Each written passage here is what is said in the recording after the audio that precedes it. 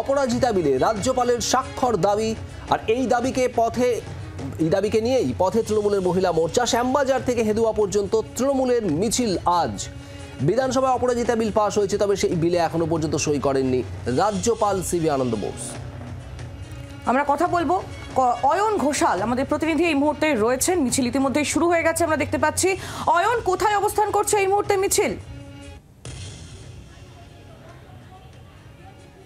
দেখো, বৃষ্টি মাথায় করে এই মুহূর্তে শ্যামবাজার থেকে স্বামী বিবেকানন্দের হেদুয়ার বাড়ি পর্যন্ত মিছিল এগিয়ে চলেছে।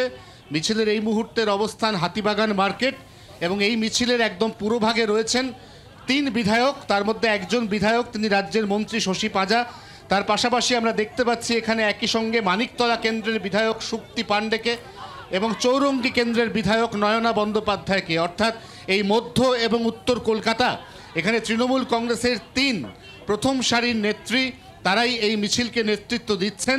বেশ বড় মিছিল, কারণ মিছিলের অগ্রভাগ অর্থাৎ যেখানে আমরা রয়েছি সেটা যখন ইতিমধ্যে হাতিবাগান মার্কেট ক্রস করে গিয়েছে, মিছিলের পশ্চাৎভাগ সেটা কিন্তু এখনও পর্যন্ত শ্যামবাজার পাঁচমাথার মোড়ের কাছেই রয়েছে। এবং তৃণমূল সাংগঠনিকভাবে এই মুহূর্তে রাজপথে নেমে যে বার্তা দিতে চাইছে, তাতে আরজিকরের ঘটনার কথা উল্লেখ করেছেন দলের বিধায়ক এবং মন্ত্রী শশী পাঁজা।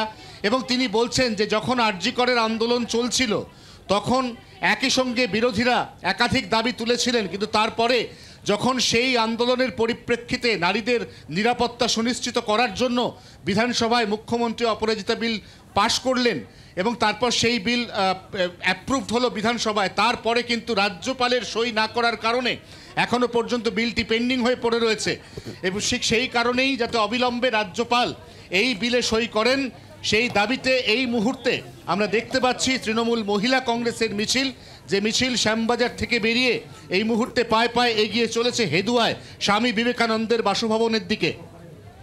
যে ছবি অয়ন দেখাচ্ছে আপনারা দেখতে পাচ্ছেন, সেখানে রাজ্যমন্ত্রী শশী পাঁজা রয়েছেন, তৃণমূলের একাধিক অন্যান্য মহিলা বিধায়করা রয়েছেন নয়না বন্দ্যোপাধ্যায়, শুক্তি পাণ্ডেরাও, তৃণমূলের মহিলার সদস্যরা যেমন রয়েছেন অন্যান্যরাও। এবং এই মিছিল শ্যামবাজার থেকে হেদুয়া পর্যন্ত যাবে।